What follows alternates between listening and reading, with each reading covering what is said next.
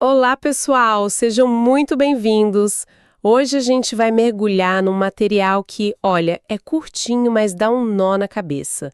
É um texto do comecinho do século XX, de 1912, chamado Out from the Heart, do James Allen. Exatamente. E a premissa dele é quase uma provocação, né?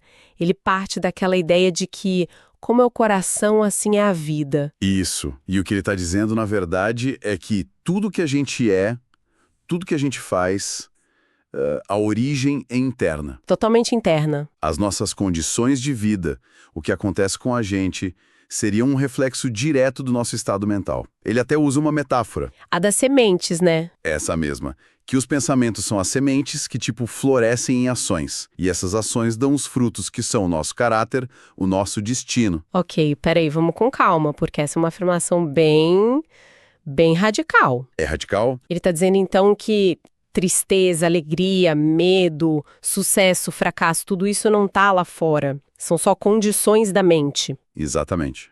Segundo Allen, a mente é o que ele chama de árbitro da vida.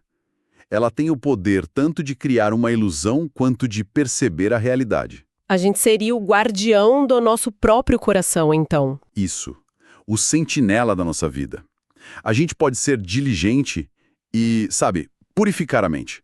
Ou pode ser negligente, o que aí leva para a autoilusão, para o sofrimento. E a chave para ele é perceber que a gente tem esse poder de governar propriamente. Aí que tá. Isso me leva direto para a questão dos hábitos, certo? Porque se a mente tem todo esse poder, como é que a gente molda ela? Pela repetição. É aí que a coisa fica prática. Allen afirma que toda a condição mental que a gente tem é um hábito que a gente adquiriu. Ninguém nasce desanimado ou alegre, então? Não. Desânimo, alegria, raiva, calma, são todos tipo hábitos construídos por escolha, pela repetição contínua de um pensamento. Um pensamento que você repete, repete, repete, vira um hábito fixo da mente. E desses hábitos vem a vida que a gente tem. Exato. Nossa, ele usa uma analogia ótima aqui, a de um aprendiz, que no começo a pessoa mal consegue segurar as ferramentas direito. É desajeitado, né? Totalmente. Mas com a prática persistente, ela adquire uma habilidade incrível. E a mesma lógica se aplicaria a um estado de espírito. Uma coisa que parecia impossível de alcançar se torna natural. Exato. E o fascinante é como ele aborda aquela crença comum de que é mais fácil fazer o mal do que o bem. Ele até cita o Buda. Ah, sim. Más ações são fáceis de fazer. O que é benéfico e bom, isso é muito difícil de fazer. E isso.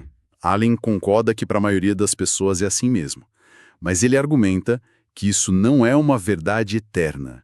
É uma condição passageira, baseada na ignorância, na falta de prática. É como a criança aprendendo a escrever. No começo, é mais fácil segurar a caneta do jeito todo torto. Claro. Exige um esforço, é desconfortável segurar do jeito certo, mas com a prática, o jeito certo vira o natural, vira o fácil. E depois de um tempo, tentar segurar do jeito errado, o antigo, é que se torna difícil. A analogia perfeita. O objetivo é exatamente esse: praticar tantos pensamentos e ações corretas que elas viram o nosso padrão. E aí, pensar e agir de forma errada se torna difícil, desnecessário. É uma inversão completa da nossa experiência normal. Total. Sabe? Aqui é que a coisa fica realmente interessante para mim. Porque se a mudança vem da prática, então o conhecimento de verdade vem do fazer.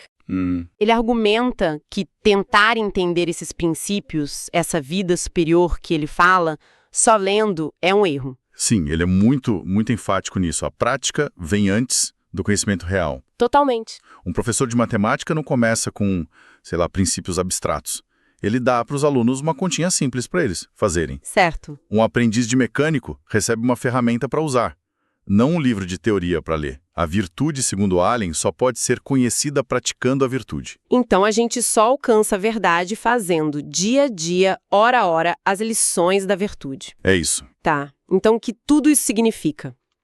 Significa que a gente precisa de um plano de ação, e ele fornece um. Ele detalha os primeiros passos na vida superior, divididos em 3 lições. A primeira é a disciplina do corpo. Isso. E essa primeira lição tem 2 vícios principais a serem superados. O primeiro é a indolência. Preguiça, procrastinação. Aquele famoso deixa para depois. Exatamente. E ele diz que isso tem que ser superado se levantando cedo, dando ao corpo só o sono necessário e fazendo as tarefas sem enrolar. E o segundo?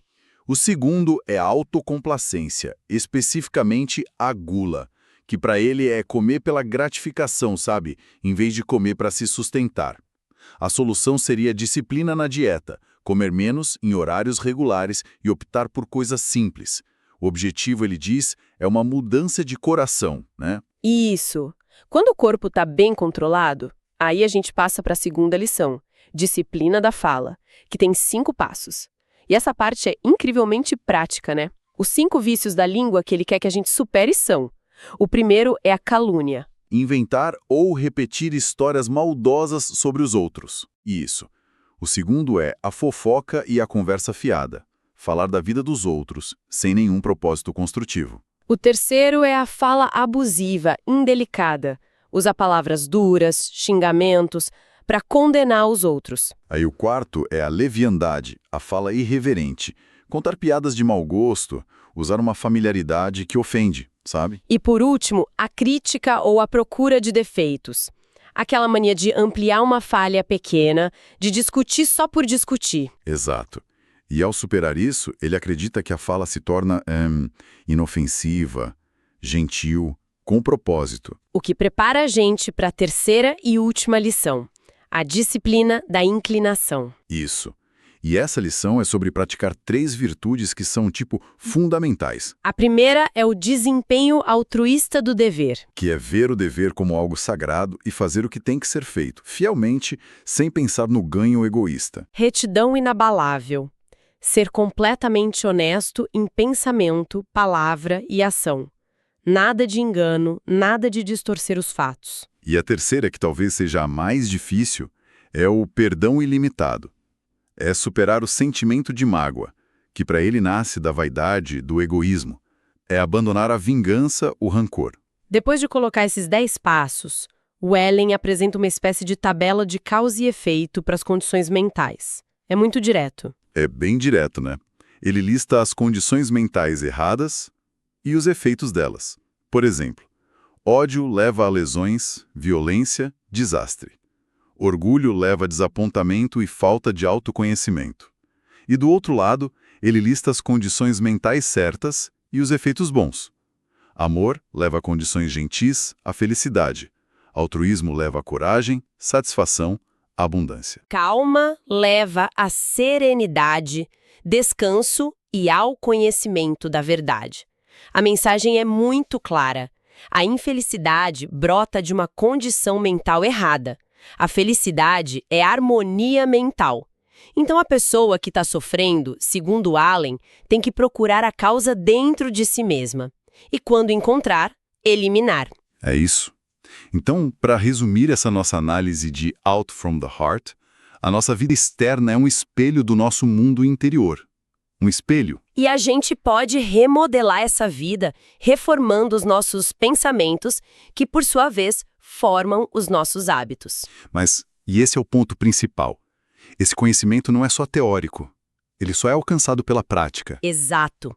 Pela disciplina do corpo, da fala e das nossas inclinações mais profundas. É um manual para a autotransformação, que argumenta que, ao purificar o coração, a gente purifica a vida.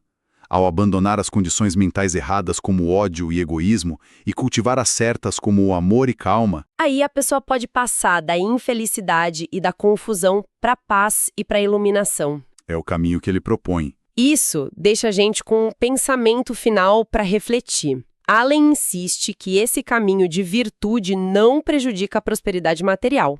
Na verdade, ele acha que fortalece, tornando a pessoa mais apta para o sucesso.